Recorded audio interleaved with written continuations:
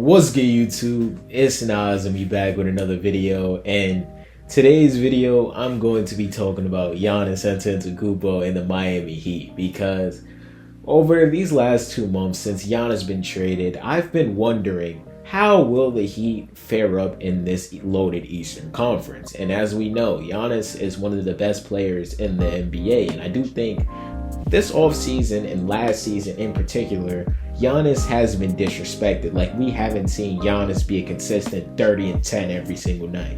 His playmaking get better every single night. But with that being said, the only concern, or seem to be concern, about the Miami Heat that we have as a basketball community right now is their spacing. And I think we can all agree that their starting lineup is not the dream starting lineup to have for spacing, except for Tim Hardaway Jr., which seems like the only sharpshooter out there, because when I list out their starting five, which their projected starting five actually, Davion Mitchell, obviously a great 6'2" short guard defender, or off night if you want to call him that. Tim Hardaway Jr., obviously your sharpshooter. Andrew Wiggins, your plug and play guy. He can do, I wouldn't say Andrew Wiggins can do it all, but he is semi-good at a lot of things, and Andrew Wiggins is a great starting small forward in the NBA. Obviously, you have one of the best players in the world, Giannis Antetokounmpo, and a great 1 through 5 defender in Bam Adebayo. So you would ask me, Nas, why don't you have confidence in the Miami Heat? Look what you just said. That is a formidable team in obviously a loaded NBA. But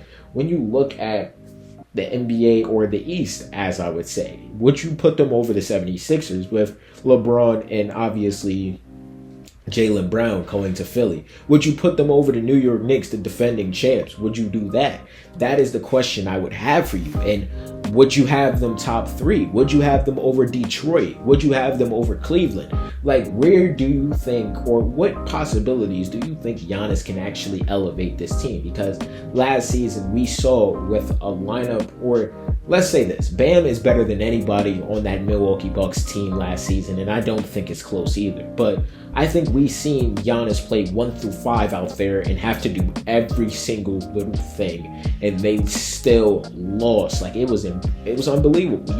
You could have guessed that. I've said it multiple times on my videos last season, before the season even started, that Giannis would have to have an MVP caliber year for the Bucks to even sniff the 8th seed or even the play-in. And look what happened. Giannis ended up obviously getting hurt. They held him out of games to tank. It didn't end up working, and then Giannis was traded in the offseason, and Milwaukee ended up with two first round picks in this draft. But when you look at obviously next season for Giannis, he's going to have to bounce back, because last season he played his lowest amount of games ever, and he's being labeled as an injury prone player, which I don't consider Giannis being. I'm just going to be honest with you. But last season, Giannis averaged 27.5 points per game, 10 rebounds, basically 5.5 assists, shooting 62.5% from the field and 33% from the three. So how can a season like that be underrated to NBA fans? How do we not still consider Giannis as a top 5 basketball player on the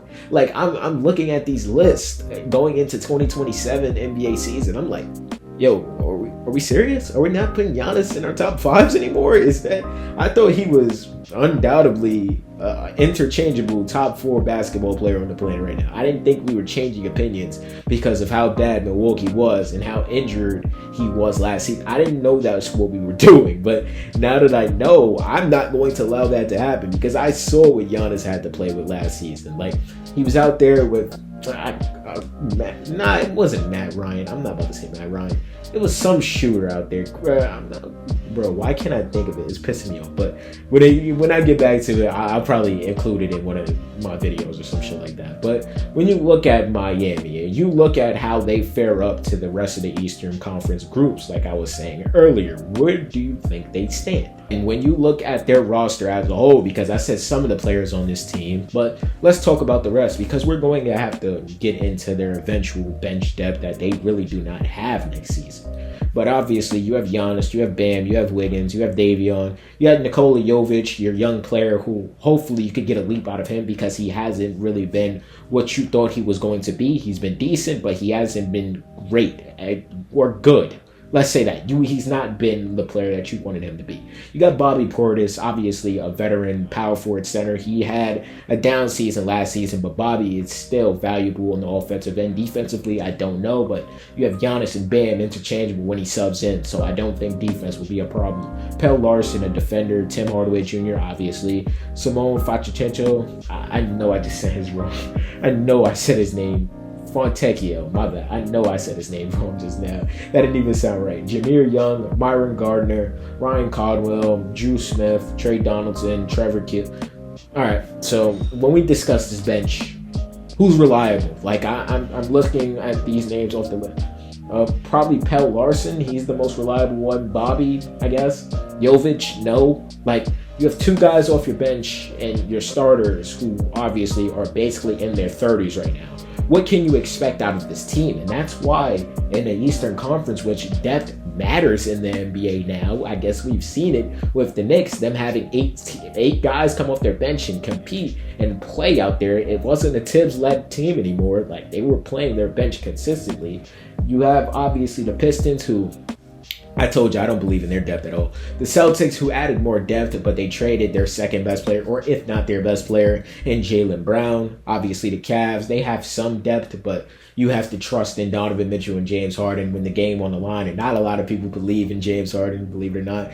Toronto Raptors, obviously, we have to wait for the Kawhi Leonard trade to obviously go through to see how they look next season. Atlanta, I do think they got better on the defensive end. Orlando, they just lost a series where they were up 3-1 when Franz got hurt. So hopefully the Orlando Magic can stay healthy and see their best two players healthy, so you can see what you actually have out of them. Because if they aren't good next season, there will be a video about me critiquing both of them. Like, I'm not going to sugarcoat it either. In the next couple months, you will look out for Orlando Magic video, but that's not the point. Charlotte, who is looking to make their first postseason berth since 2016.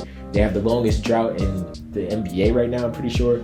Miami, like I said, didn't make the playoffs. They look to make the playoffs next season with Giannis Antetokounmpo. The Bulls are not doing anything. Brooklyn, not doing anything.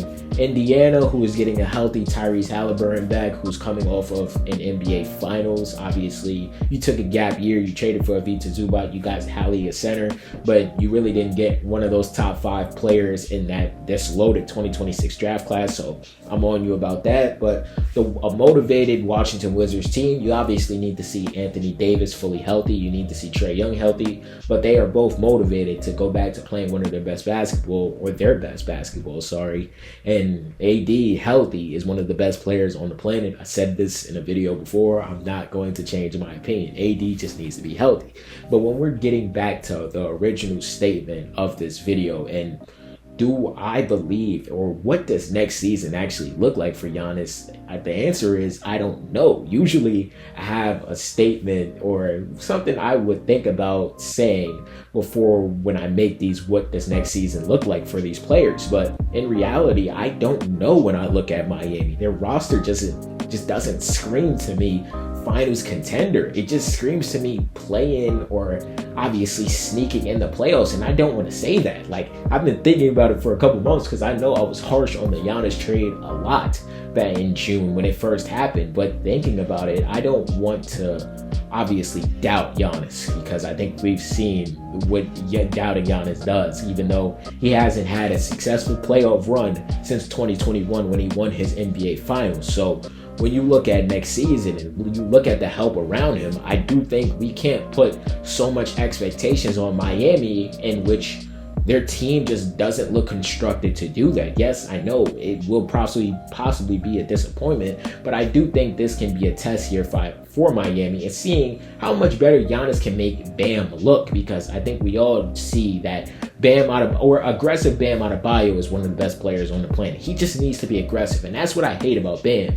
Yes, he showed that at some points last season. Obviously, he had 83, but a lot of times Bam takes off, and I just don't want to see that out of next season. But I want to know, how do y'all feel about the Miami Heat, and what does next season look like for Miami and Giannis Antetokounmpo?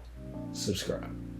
What's good, y'all? If y'all made it to the end of this video, I hope you guys enjoyed it. And my last video is on your screen, and the channel icon's on your screen too. So click one of them if you want to continue watching my videos. And if you enjoyed this video, leave a like. It helps the algorithm push me out. And I appreciate y'all for watching this video nonetheless.